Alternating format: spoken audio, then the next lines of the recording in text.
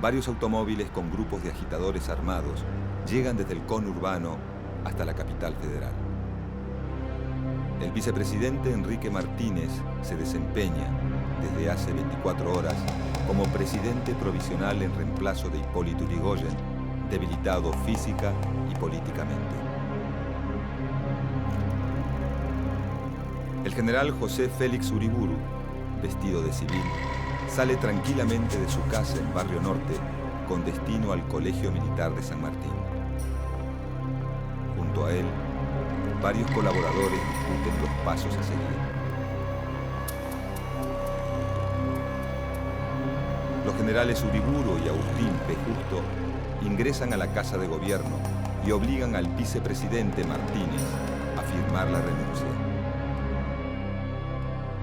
40 minutos más tarde, los militares alcanzan sus objetivos: derrocar al gobierno radical, terminar con el ciclo de Hipólito Yrigoyen y asumir el poder, dando el primer golpe de Estado de la historia argentina.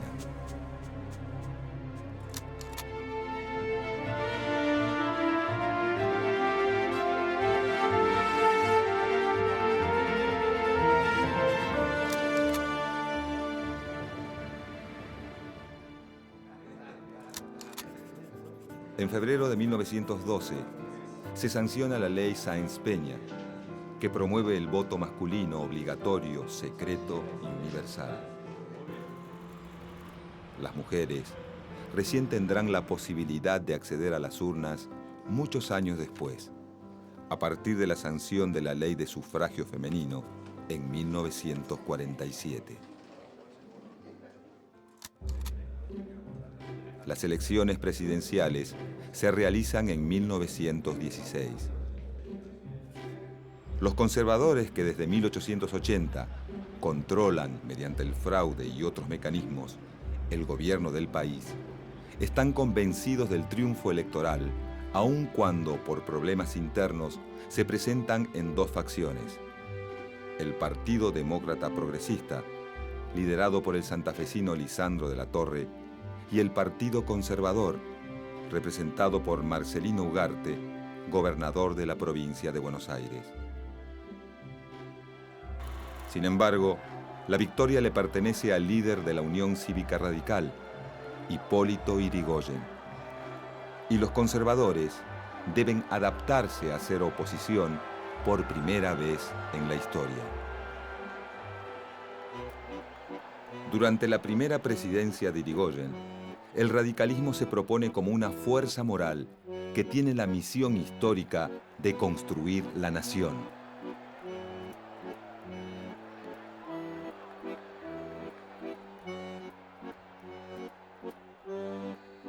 Para el líder radical, el partido es la representación de esa nueva nación y como tal debe gobernar en todo el país. Con las intervenciones federales, el radicalismo pretende darle a las provincias la posibilidad de votar a sus propios gobernantes, aunque a partir de la ley Sáenz-Peña, algunas ya lo han hecho. Para la oposición, es un mecanismo violento y partidista que asegura la hegemonía radical.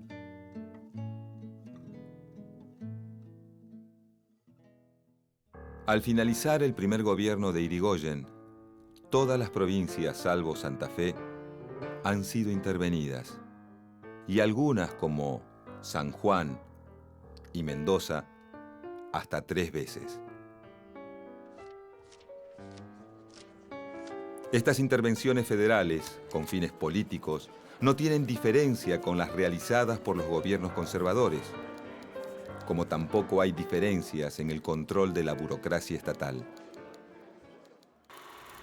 Sin embargo, el radicalismo se distingue desde sus comienzos en la llamada cuestión social.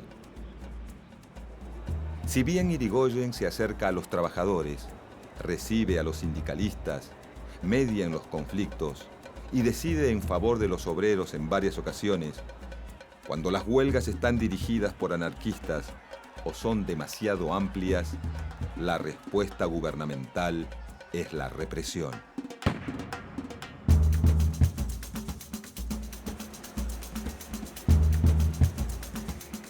Sin embargo, cualquier política de acercamiento a los trabajadores genera resistencia desde los sectores conservadores, que ven este modo de accionar como un estímulo por parte del gobierno a las demandas obreras.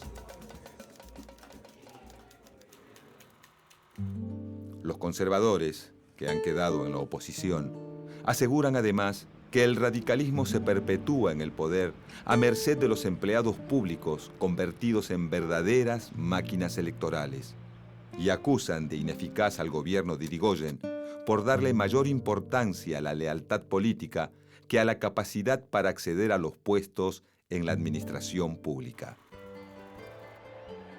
Los conservadores creen que la legitimidad para gobernar la otorga la pertenencia a una familia tradicional, el nivel económico y el prestigio social. Ellos se posicionan como la reserva intelectual y moral del país para el momento en que el gobierno de Irigoyen, al que llaman de la chusma radical, deba dejar el poder por el peso de sus propios errores.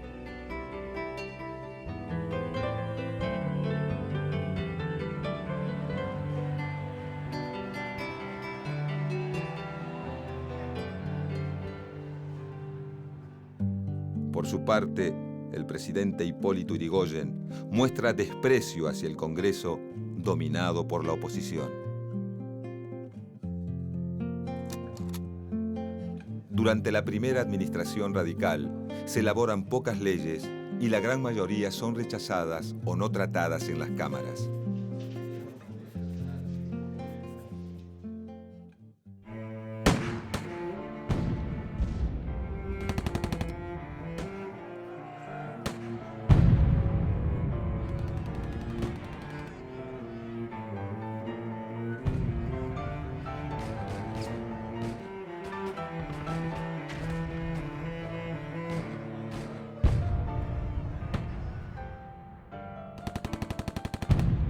En un contexto de crisis económica, producto de la Primera Guerra Mundial que azota a Europa entre 1914 y 1918, disminuyen las exportaciones y los ingresos fiscales y se encarecen los productos importados que consume la mayor parte de la población. Los trabajadores golpeados por la situación económica comienzan a reclamar aumentos salariales.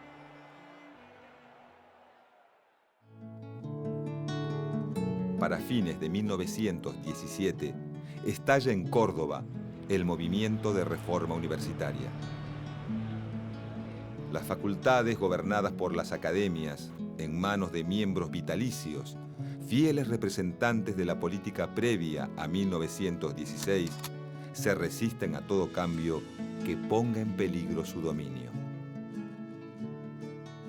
Los estudiantes luchan para modificar los estatutos universitarios, renovar la planta de profesores, cambiar los planes de estudio, las normas disciplinarias y acabar con un sistema de gobierno académico anticuado dirigido por los conservadores. Dentro del movimiento reformista conviven radicales, socialistas e independientes. Yrigoyen apoya el reclamo estudiantil y lo utiliza para avanzar sobre los sectores conservadores. La intervención federal a la universidad no tarda en llegar. En 1918 triunfa la reforma universitaria. Los planes de estudio se modifican, se nombran nuevos profesores y se admiten en los consejos de las facultades a los representantes estudiantiles. La reforma universitaria argentina se extenderá desde Córdoba a las universidades de Buenos Aires y La Plata y luego a las de América Latina. El modo radical de gobernar, a través de la imposición, genera malestar dentro del ejército y deciden constituir logias que están en contra de la política dentro de la institución y defienden el profesionalismo militar.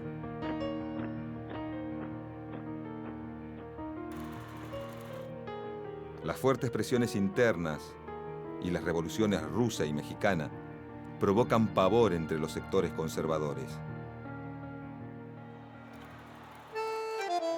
La Liga Patriótica, formada por jóvenes de las clases altas y de sectores medios, se dedica a perseguir judíos y catalanes, acusándolos de maximalistas, anarquistas y de ser los culpables de la instalación de soviets en la Argentina.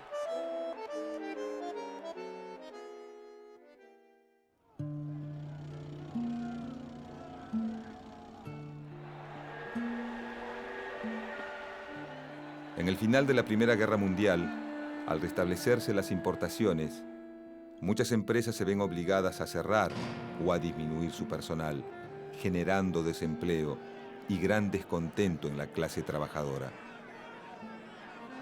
Esta situación estalla con furia en enero de 1919, en lo que se conoce como la Semana Trágica.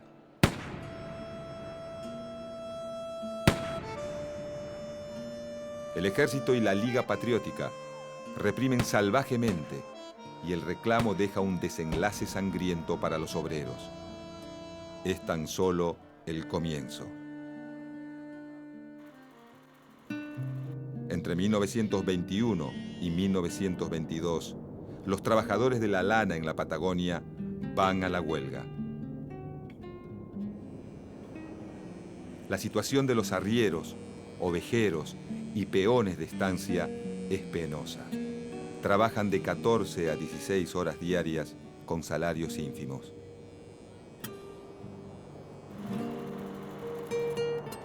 Ante un intento de mediación oficial fallido, Irigoyen envía al ejército a terminar con el levantamiento.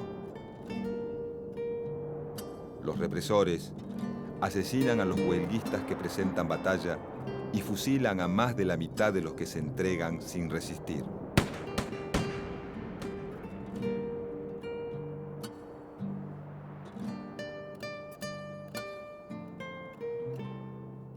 Aunque en los diarios anarquistas se extiende una sentencia condenatoria, en el resto del país nadie alza la voz.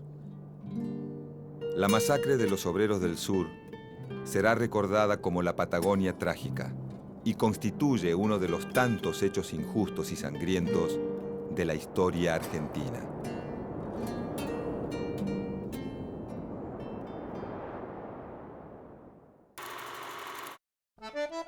Para la sucesión presidencial de 1922, el radicalismo postula a Marcelo Torcuato de Alvear. Alvear es miembro de una de las familias más tradicionales de Buenos Aires y está vinculado al radicalismo desde sus inicios. En el momento en que se decide su candidatura, se desempeña como embajador en Francia. La fórmula radical se completa con Elpidio González como candidato a vicepresidente. González es hijo de militares y pertenece al radicalismo cordobés. Se ha desempeñado como ministro de guerra durante el primer gobierno de Irigoyen y como jefe de la policía durante los hechos ocurridos en la Semana Trágica. La consigna que corre entre sus partidarios es: el viejo apoya a Alvear. Los conservadores, quienes no logran acordar una política común para superar sus rivalidades, se presentan en dos listas separadas. Por un lado, la llamada Concertación Nacional de Fuerzas Opositoras, y por el otro, el Partido Demócrata Progresista. La fórmula radical triunfa en 12 provincias y consigue absoluta mayoría en el colegio electoral. Marcelo T. de Alvear es el nuevo presidente. Si bien los conservadores están todos enfrentados a Irigoyen, no sucede lo mismo con Alvear, que aunque representa un partido popular, por su pertenencia al patriciado, comparte el estilo de la élite de la época y mantiene una muy buena comunicación con los grupos de poder económico y político.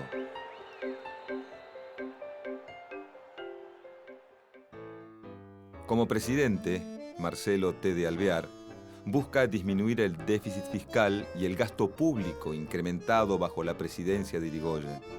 Moderniza al Ejército Nacional, impulsa leyes sobre la jubilación de maestros primarios y fija la jornada laboral en 8 horas de trabajo. Su gobierno se ve favorecido por un descenso general de la conflictividad social. El nuevo presidente se mantiene independiente de la voluntad y del estilo político del viejo caudillo radical y realiza muy pocas intervenciones federales.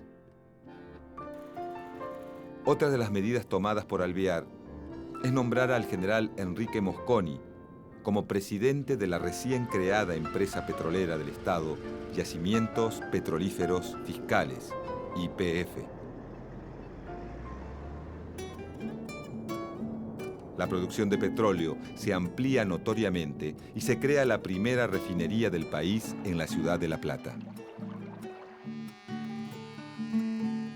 A lo largo de la presidencia de Alvear, se plantea un fuerte debate sobre la posibilidad de nacionalizar el petróleo y colocar toda su producción bajo control estatal. Esta idea será el eje de la campaña de Irigoyen para las elecciones de 1928.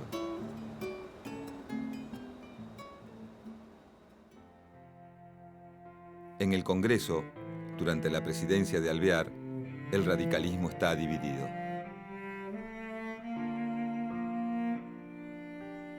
Por un lado, quedan los hombres fieles a Irigoyen, que se autodenominan personalistas. Y por otro, las facciones disidentes del partido llamadas antipersonalistas. Ya a comienzos de 1927, la contienda electoral queda planteada, con Irigoyen o contra Irigoyen.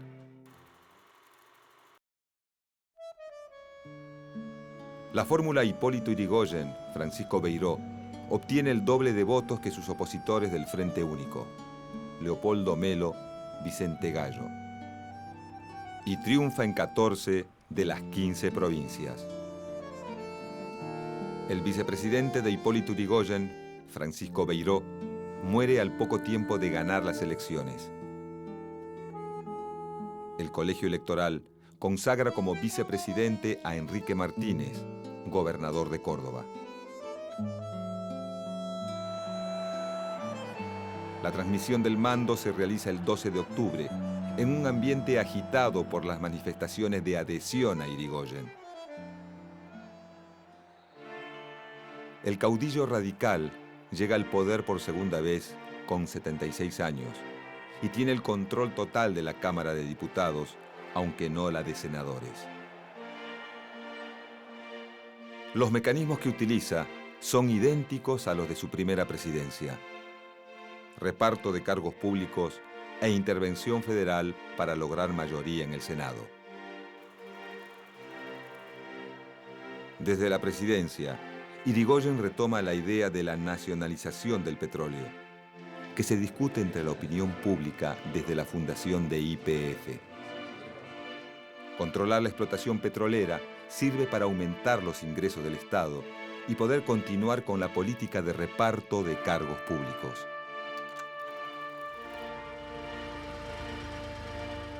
Al mismo tiempo, busca asegurar la provisión de combustible barato para el desarrollo del sector industrial y achicar la dependencia de las importaciones provenientes de los Estados Unidos.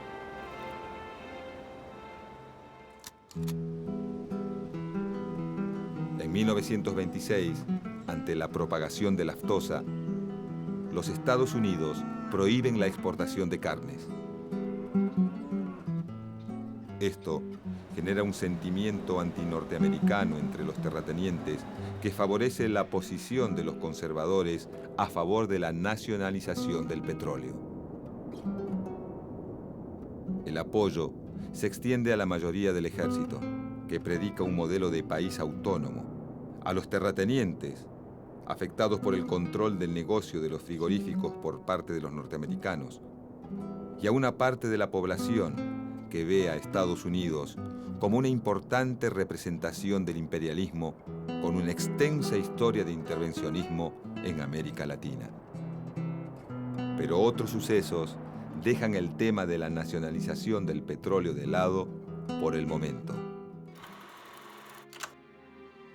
La crisis económica de 1929 iniciada en Estados Unidos, afecta a la economía nacional y el proceso inflacionario socava el apoyo a Irigoyen de los sectores medios y populares urbanos.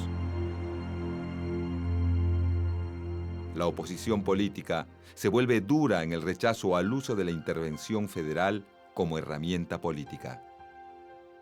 Los problemas se acumulan a la espera de que Irigoyen les dé una solución, ya que el líder radical insiste en estar al tanto de todo.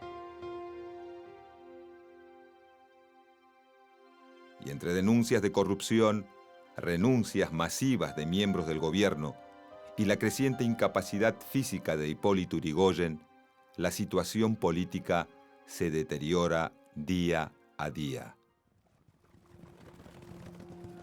Para mediados de agosto de 1930, el clima político está enrarecido. Hay represión policial contra la oposición y también acciones civiles contra comités radicales y marchas de irigoyenistas. Los principales líderes de la oposición piden la renuncia de Irigoyen y lo hacen responsable de lo que suceda si no acepta.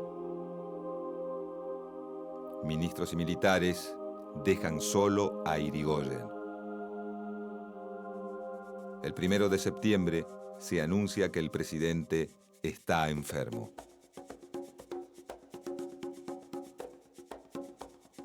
El martes 2, renuncia el ministro de Guerra y viejo partidario radical, el general Luis de Lepián.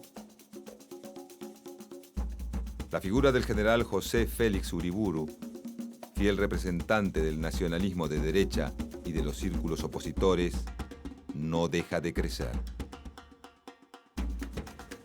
Mientras tanto, el general Agustín P. Justo, ex ministro de Guerra durante el gobierno de Alvear, prepara su propio golpe. José Félix Uriburu y Agustín P. Justo coinciden en la necesidad de eliminar la figura de Irigoyen de la escena política. Mientras Uriburu planea abolir los partidos políticos e instaurar un Estado fuerte que transforme la política y la sociedad, Agustín P. Justo sueña con un corto gobierno de facto que llame rápidamente a elecciones y permita la vuelta a un período regido por los conservadores. El vicepresidente Enrique Martínez también pretende desplazar a Irigoyen del poder para asumir la presidencia. Las traiciones dentro del seno del gobierno facilitan el estallido del golpe.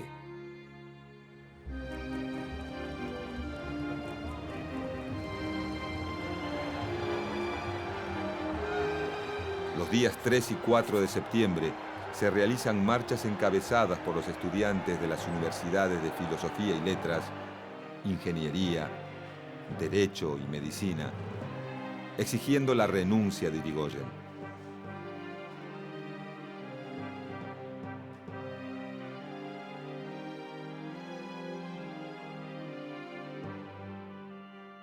En Plaza de Mayo, a las puertas de la Casa de Gobierno, se produce un tiroteo en el que mueren un policía y un estudiante.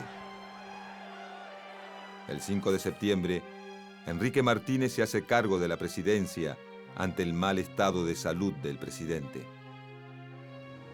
A la madrugada siguiente, Uriburu se dirige al colegio militar y lo subleva sin encontrar oposición.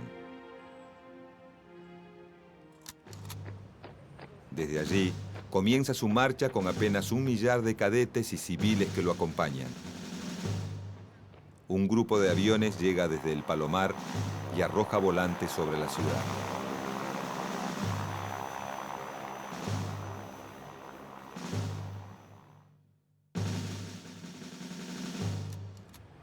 La columna rebelde avanza por la capital y suma el apoyo de sectores civiles.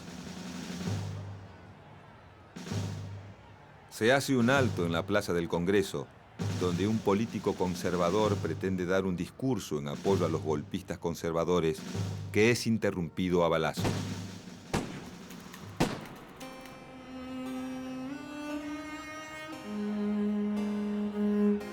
Los insurrectos piensan que los disparos provienen de diputados irigoyenistas y deciden abrir fuego nutrido contra el recinto.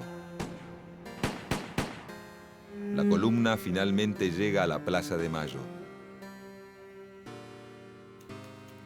Los generales José Uriburu y Agustín P. Justo ingresan a la Casa de Gobierno y obligan al vicepresidente Enrique Martínez a firmar la renuncia.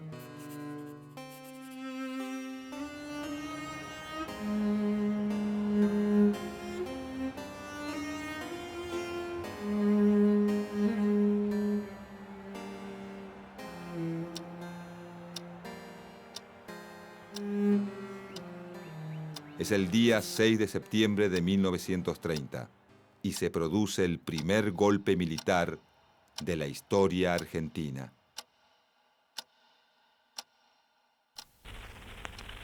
Respondiendo al clamor del pueblo y con el patriótico apoyo del Ejército y de la Armada, hemos asumido el gobierno de la nación. Las Fuerzas Armadas, con el apoyo moral de la masa de la opinión, después de haber liberado a la nación de la ignominia, ocupa de nuevo su lugar sin ambiciones de predominio. Tratará el gobierno provisorio de respetar todas las libertades, pero reprimirá sin contemplación cualquier intento que tenga por fin estimular, insinuar o incitar a la regresión. Hipólito Yrigoyen, aún enfermo, se dirige a la ciudad de La Plata, desde donde intenta articular la resistencia, pero los jefes militares le informan que también se han plegado a la insurrección. Yrigoyen se entrega y queda detenido en el 7º cuartel de infantería de La Plata.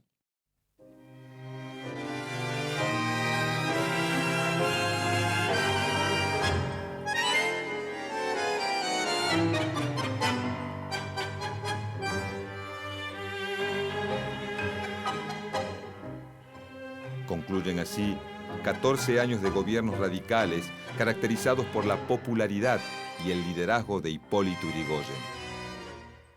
El personalismo del caudillo radical resulta una forma innovadora de manejar el poder político, dividiendo al país en dos: se está a favor o en contra de Yrigoyen. Con su derrocamiento, se lleva a cabo el primer golpe de Estado de la historia argentina.